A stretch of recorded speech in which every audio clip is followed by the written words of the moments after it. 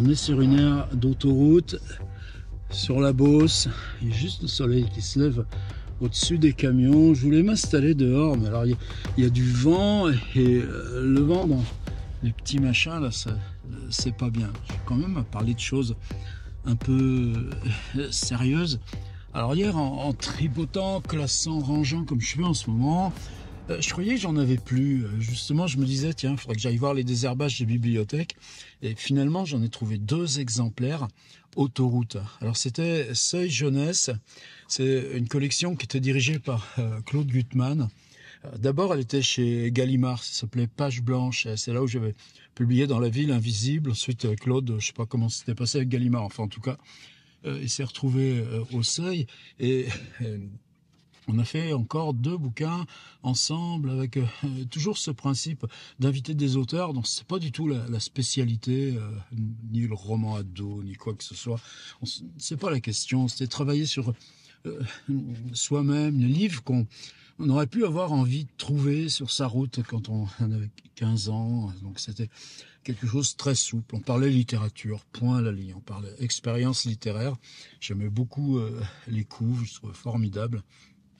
Et c'était paru, je me souviens encore de l'été où j'avais rédigé ça, c'était paru en 1999. Donc tu vois, il y a plus de 20 ans. Et bon, ben, ça y est, jusque-là, j'avais pas le droit. C'est-à-dire, tu cliquais sur Fnac ou Amazon, ben, François Bon Autoroute, tu le trouvais. Donc, ben maintenant, on le trouve plus. On trouve des exemplaires d'occasion, des exemplaires désherbage bibliothèque. Alors, ça veut dire quoi? Ça veut dire que d'abord, Seuil, vous savez, ensuite, ça avait été racheté par La Martinière, qui a tout désossé, vendu par l'eau. Donc, Seuil Jeunesse, c'est devenu indépendant. Ça a été revendu encore ensuite. Moi, en tout cas, ça fait des années que j'ai même pas eu de relevé de compte annuel. Donc, de toute façon, déjà, ils sont en pleine illégalité. Mais ça, de toute façon, je pense pas qu'ils aillent m'embêter avec ça. En tout cas, ben, tout simplement, le livre n'étant plus diffusé, moi, ben, il n'y a pas de problème.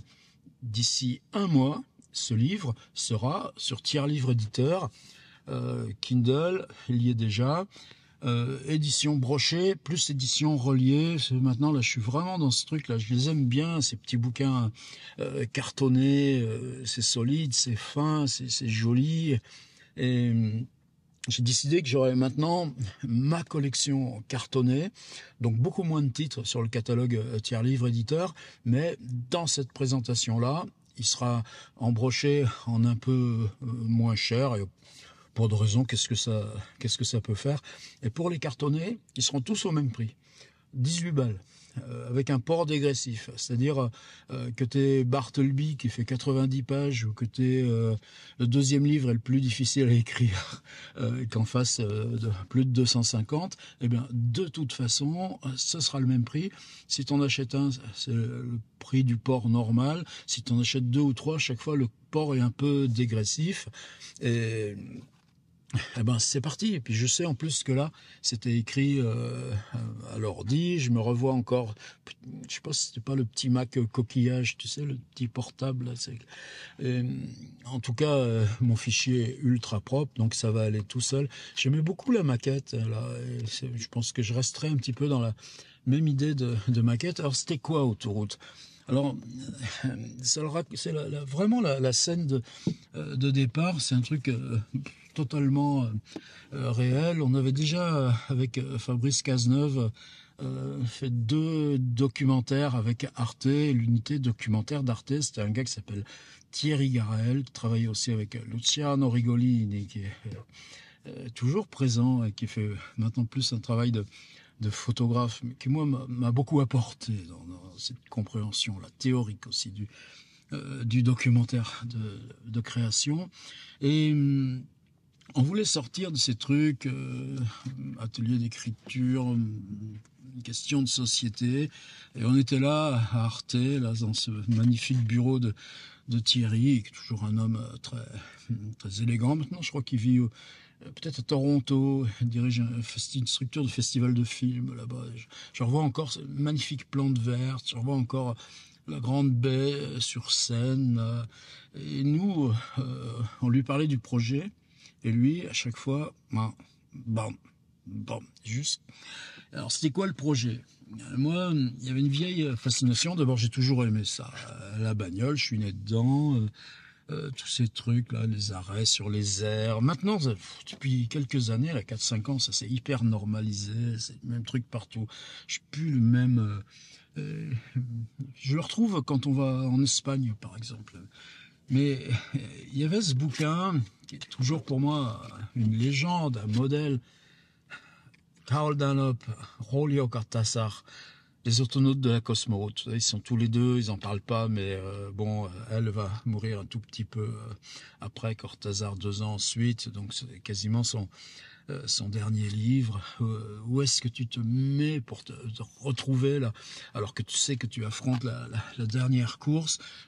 Ils ont ce vieux Volkswagen Camping et ils partent. L'autoroute Paris-Marseille vient d'être bouclée, on est en 80-82 et ils décident d'un protocole.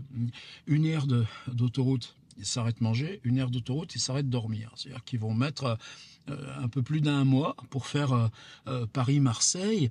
Et à chaque fois, sur chaque aire, c'est l'été, ils sortent leur table de camping, ils sortent les machines à écrire. Lui, il dessine, ils font des photos, ils notent les conversations, c'est leur journal de bord aussi.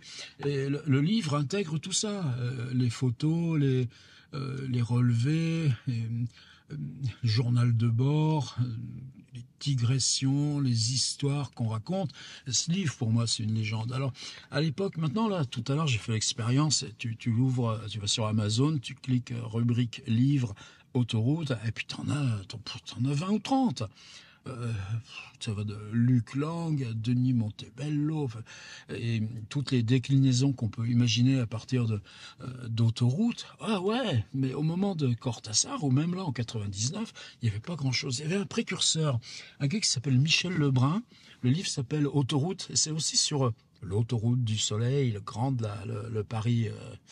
Paris-Marseille, et c'est une histoire policière qui se passe. Vous savez, à l'époque, il y avait beaucoup de passerelles, là, on passait des deux côtés, et je l'ai longtemps eu à la maison, ce livre précurseur.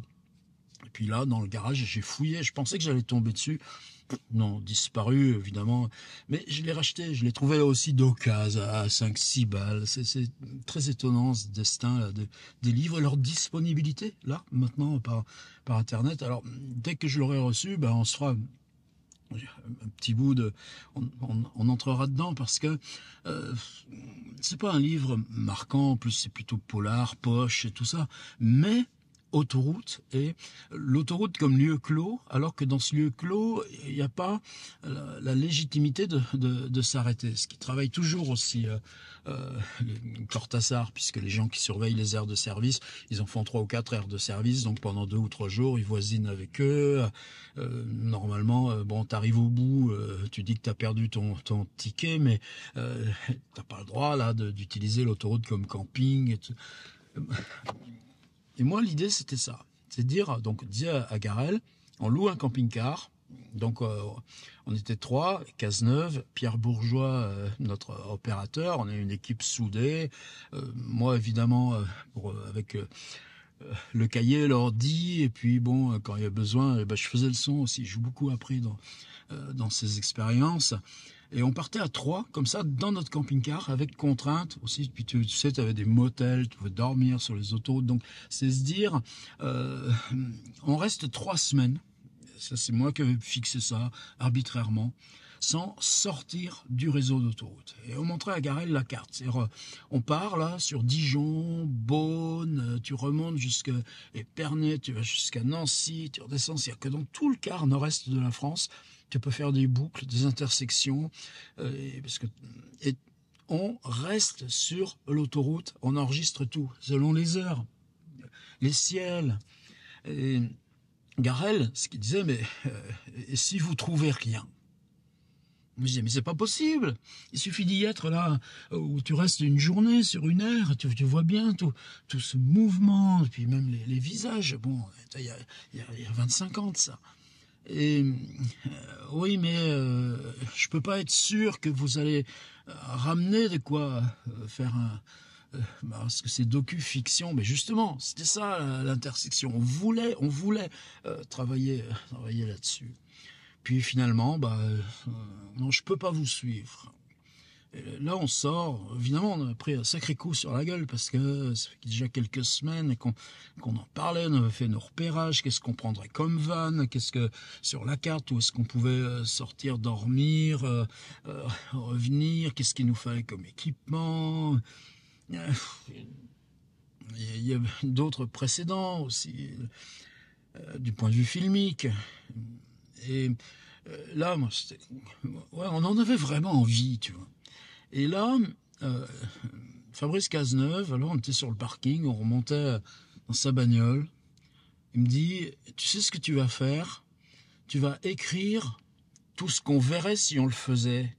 Et c'est ça qu'on renverra à Garel. Ah, mais c'est pas la même chose. C'est l'arbitraire de ce qu'on trouve. Oui, il me dit, mais tu fais semblant. On va sur l'autoroute, et qu'est-ce qu'on pourrait voir? Et à ce moment-là, lui, moi là, à la fois, il y avait cette injonction, pourquoi pas, mais c'était plus le domaine là de Thierry Garel ni de la télé. Et puis finalement, l'été c'est parti. Je pensais toujours à qu'est-ce qu'on aurait vu, qu'est-ce qu'on aurait fait. Et là, alors je me suis acheté ce grand cahier. Ça tombe bien, je l'ai toujours. C'est pas des choses dont on se débarrasse. Alors vous voyez, grand cahier, mais j'avais pris grand. Hein. Et en format, je voulais me changer de mes habitudes. Et c'est des petits carreaux, mais tu regardes à l'intérieur, oh, blanc, blanc, blanc, blanc, blanc. Par contre, non, là, au début, c'était pas du blanc. Et là, moi, c'est pareil aussi. Hier soir, quand je me suis aperçu que ça y est, je pouvais le reprendre, j'avais le droit de l'intégrer dans Tiers Livre, éditeur, autoroute, Seuil, jeunesse vendue, je sais pas combien de fois, et qui, de toute façon, ne savent même pas qui je suis. Alors au départ, tu vois, ça s'appelait Route au pluriel, description d'un livre. C'est bizarre même, parce que là, tu vois, moi, je me disais, tiens, je vais pas le sortir sous le titre autoroute, parce que ça, après, ça crée des trucs de contrat, de machin. Route au pluriel, et au sous-titre, description d'un livre. Je tournais plus sur autre chose, parce que le cahier, là, je l'ai ressorti que ce matin. Franchement, là aussi, je m'en rappelais plus. J'étais plus sur bitume immersion. Immersion bitume immersion. À la limite, dites-moi vous ce que vous en pensez. Mais route, bon, mais c'est autoroute, tu comprends. Immersion bitume, ce serait aussi. Là, il y avait aussi un autre asset pour toi.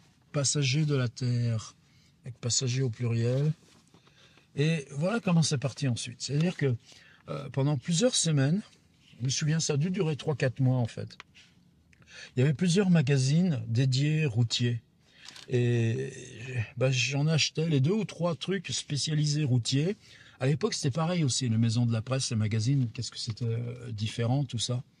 Et voilà, par exemple, tu trouvais route je sais pas quoi, et tu avais la double page des mariages. Et les mariages, ils se font devant le camion. Le camion est décoré. Tu as encore le nom du patron au-dessus. Et si c'est un camionneur et une camionneuse, regarde, tu as les 2 camions qui vont se marier ensemble. Et bon, tu as les prénoms, Karine et Crobille, Karine et Benoît, Christelle, Olivier, Florence et Gilles, Séverine, Damien, Isabelle et Thierry. Et puis, aussitôt, après, tu as les petits trucs. Leur famille et leurs collègues de travail leur envoient tous leurs vœux de bonheur. Laurence et Laurent, de la part des tontons routiers, Thomas et Alain, des cousins Franck et Benoît et de l'artisan. Et là, moi, le cahier est devenu une espèce de sample, présentation de moteur. Le V8, pas loin du moteur idéal. Contrairement au V6, le V8 utilise 2 turbocompresseurs, mais leur logement n'utilise qu'un encombrement limité. Ce V8 est réellement très compact. Et puis les photos, même, tu vois, des photos que toi, tu n'oserais pas faire. Là, un resto routier, et puis les gars qui jouent aux cartes, et puis la télé au-dessus, et puis les pulls et la chemise à carreaux. Et c'est ça qui est devenu... et alors, je l'ai déjà scanné, Et là, si vous êtes sur mon Patreon, vous savez qu'il fait partie, là, dans le Patreon, il y a une rubrique Archive FB. Et dans Archive FB, il y a un dossier facsimilé. Et le cahier, il y est déjà. Je crois que depuis, j'ai un meilleur scanner. Parce que j'avais fait ça il y a quelques années. Donc, je vais le rescanner en couleur, même si c'est déjà un PDF qui fait 70 mégas. Et vous voyez, j'ai simplement fait un petit montage image. C'est comme maintenant, on appelle ça mood board. À l'époque, ça n'existait pas. Enfin, en tout cas, je savais même pas l'expression mood board. Une espèce de grève devant le blocage de raffinerie, blocage de péage et tout ça. Et je m'étais dit, tu vois, tu colles tes petites images et les pages blanches, ben, tu peux écrire dans le milieu des pages. Simplement, tu vois, une fois que j'ai été prêt avec mon mood board, ben, ça, c'est accident, évidemment. Ben, ça s'est écrit directement dans l'ordi et le cahier, il est resté comme ça. Mais je le scannerai de la même façon. Et puis, les parties écrites, je crois que c'est plutôt des notes. Mais il y avait aussi beaucoup de petites histoires, tu vois. Ces histoires, je me souviens aussi, donc je prenais beaucoup là, le courrier des lecteurs là, dans ces 2 ou 3 magazines. Bon, puis évidemment aussi, il y avait des fois des docus, des reportages, des articles, plutôt même... la journée d'un gars au péage et qu'est-ce qu'il voit. Donc c'était des embrayeurs et sur ces embrayeurs ça fonçait. Alors, le livre. Donc je raconte la scène avec Thierry Garel, sans le nommer. Peut-être que là dans la réédition, pour moi il n'y a pas de mal. Je pense que je vais le remettre son nom. C'était Thierry, c'est un personnage quand même. Puis quand il disait oui, c'était oui. Son unité documentaire, c'était quand même 45 docus par an. Il faisait confiance à des équipes, là, comme ça. Nous, on en a fait plusieurs, sur 3 en 10 ans. Donc, plutôt gratitude à Thierry Garel. Et puis ensuite, moi, ça dure une semaine. C'est-à-dire, chaque chapitre, c'est mercredi 20 mai, 16h, péage de Nitry. Vendredi 22 mai, 11h, Château Thierry. Une conversation. Et puis, ce qu'on voit, ce qui se passe, le relevé heure par heure, en gros, de comment on organise nos journées. Et puis, juste après, je fais document annexe. Alors, document annexe. Annexe 1, caractéristiques techniques de la caméra numérique DV DXR 1100. Ce qui n'explique pas tout. C'est pas le matos qui compte. Mais c'était une vraie révolution en même temps, la portabilité de ces petits appareils. Ah, tu parlais pas de 4K et de machin comme ça, mais tu pouvais déjà prendre le son depuis pas mal d'années directement sur les caméras. Ça a changé déjà. Annexe 2. 6 paysages rectangles avec accompagnement de 6 photographies Polaroid de paysages d'autoroute. Là j'avais le principe du bouquin. C'est-à-dire, tu dis, j'ai un Polaroid avec moi, et quand je vois une séquence paysagère, comme tu vois là dans le train, eh ben, je fais mon Polaroid, et là le texte, c'est de l'ekphrasis. Tu as 6 descriptions de photographies faites au Polaroid. Alors, ils existent les Polaroid? Ben non! C'est justement les photos que j'avais piquées dans les magazines. Mais tout d'un coup, elles deviennent texte et t'enlèves la source. Inventaire quasi exhaustif de la collection Baudot. Alors là, je ne sais plus comment ça m'était venu. Je crois que justement, c'est un article de journal. Un type qui racontait tout ce qu'il trouve sur les aires de service après, dans les étés de vacances. Bah, évidemment, quand tu le reprends, tu amplifies, puis faire des listes, des trucs comme ça. Papier avec écriture manuscrite, certains qui l'a recollé au scotch ont une lettre de rupture en anglais dont M. Baudot m'a permis de citer l'extrait: reconstitué, jouet, masque de Zorro, peluche 18, bonhomme Playmobil, jeu électronique à écran, carte à jouer, dés, une reine d'échecs, un chien en bois au bout d'une ficelle, clé, trousseau, 4, maison seule, 2, cadenas, 5. Ouais, tu comprends comme il peut y avoir une joie à faire ça. L'autoroute d'un point de vue technique, alors ça avait été pour moi important, c'est que tu vois toujours des bassins là, de rétention d'eau. L'autoroute, c'est une surface énorme, donc il faut évacuer la pluie. Donc tu t'enquêtes un petit peu sur hydrographie urbaine, et tout ça. Et c'est pas très marrant, mais imagine que tu fasses l'interview fictive du gars qui s'en occupe. Ben, tout d'un coup, t'imagines la rencontre, t'imagines que tu te retrouves à bouffer avec lui, là, comme ça, là, dans une aire, et puis ça y va. Et le gars, il a le droit de parler lyrique, parce que cette poésie des gens qui arpentent le terrain, ils sont là avec leurs bottes en caoutchouc pour aller faire leurs mesures. Ben, oui, c'est quelque chose qui te revalide là, dur dans ce qui compte pour nous. Interview d'un péagier, idem. Inventaire partiel des objets en vente à la station Finot Dijon-Nord. Bon, ben moi, je peux jamais m'empêcher d'aller les regarder, ces objets qui sont en vente. T'as des livres, t'as des trucs incroyables, t'as toute la daube, et puis t'as des petits gadgets, puis t'as des trucs pour les gosses, puis t'as des petites boules à neige, et puis, tiens, peut-être tout à l'heure, je vais en acheter une boule à neige, tiens, rien que pour me faire plaisir. Et puis ensuite, un autre portrait d'une routière. Et, ah ouais, et puis dernière annexe numéro 8, j'avais remis exactement la totalité des frais. Et j'avais vérifié, donc les repas, les péages, les nuits d'hôtel, les cafés croissants, sandwich poulet et mayonnaise, café 2 fois, 27 francs 50 plus 2 fois, 4,50, bouteille d'eau minérale pour la voiture, sortie péage, 95 francs, évidemment, on n'était pas encore en euros. Et voilà, c'était mon livre, Autoroute. Et tu vois, c'est bizarre parce que c'est pas parce que tu te dis, tu le fais, tu es en une collection jeunesse, une collection ado, c'est pas ça, c'est que tu te dis, il faut que ce soit clean, il faut que ce soit respectueux, il faut que ce soit... toi, la littérature, pour moi, tu mélanges quoi? Tu balances tes doutes, tu balances tes angoisses. Je ne veux pas dire que ça y est pas, parce que c'est qui tu es quand tu écris. Mais tu as l'injonction qu'au bout du compte, quand tu lis Ulule d'Arnold Lobel, tu vois, c'est simple, il y a cette espèce de respect qui passe par... C'est pas ma merde que je te passe. Tu vaux mieux que ça. Et si je suis à l'époque, c'était encore minuit, c'était Verdier. Ben là, c'est le contraire. Tu fouilles le noir. Ben non, le noir, il est là. Tu parles de ça. Tu en parles depuis. Tu parles depuis ça, ce que tu contiens en toi. Mais ce que tu mets au dehors, eh ben, c'est la description des objets en vente dans la station-service, ou bien la tronche qu'il a ce péagier, ou bien ces histoires-là des gens que tu croises sur l'air, soit que tu les inventes, soit que tu les aies prises dans les magazines. Je vais recopier là. Il y a des articles de journaux là, comme ça, toute une série. Je sais plus même. Faudrait que toi, j'ai pas documenté sérieusement. Je sais même plus comment ça s'appelait, Routier Magazine ou France Route. Je crois qu'il y avait ces deux-là. Alors le bouquin sort. Hyper content. Gutmann aussi. Tout se passait hyper bien. Et un gars que j'ai beaucoup apprécié, il s'appelait Jean-Philippe Catinqui, ça me revient. Il écrivait dans Le Monde des livres.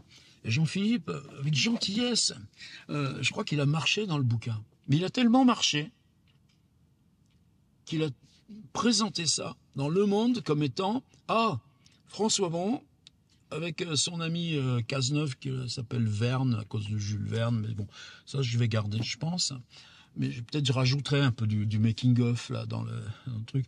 Puis justement, il y aura des QR codes. Alors il y aura un QR code qui sera vers le scan des trucs. Et tu vois, c'est génial. On peut maintenant disposer de ces outils. C'est-à-dire il y a le livre, mais avec le livre, tu peux lancer des ramifications. Et donc, il y aura... Hop là, tu pourras ouvrir le scan là, des notes et des photos et tu pourras ouvrir par exemple cette vidéo. Et ça, c'est tout simple, je sais faire et j'ai envie aussi d'explorer ça. Ben, mon Catinqui, ce qu'il dit, c'est que c'était pas un livre imaginé, c'est que j'avais vraiment fait l'expérience pendant 8 jours avec Cazeneuve et que voilà ce qu'on avait vu, voilà ce qu'on avait ramené. Alors quand tu achètes ça, roman jeunesse, c'est encore du roman ou c'est pas du roman? De toute façon, on mettait pas roman. Ça y a pas roman, c'est marqué nulle part. Ça s'appelle Autoroute, point, avec Georges Perec en épigraphe. Je pense que je l'enlèverai. Interroger l'habituel, tu sais, questionner vos petites cuillères dans l'infraordinaire. Donc ça, je l'assume totalement. Mais un livre qui imagine un voyage, ça, moi, c'est ce qui m'avait fait marcher. Je dis pas que c'est un truc de vente ou pas de vente ou tout ça, on s'en fout. La question, c'est que là, tu es là sur cette terre, t'imagines la vie des 40 bonshommes là qui sont en train de faire leur pause autoroute parce qu'ils n'ont pas le droit là avec leur horodateur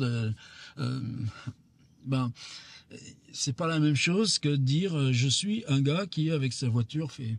Et donc Kataki, pour nous faire plaisir, il a tué le livre. Je peux pas lui en vouloir, mais c'est-à-dire que tu t'installes. Ça c'est une question pour moi encore aujourd'hui.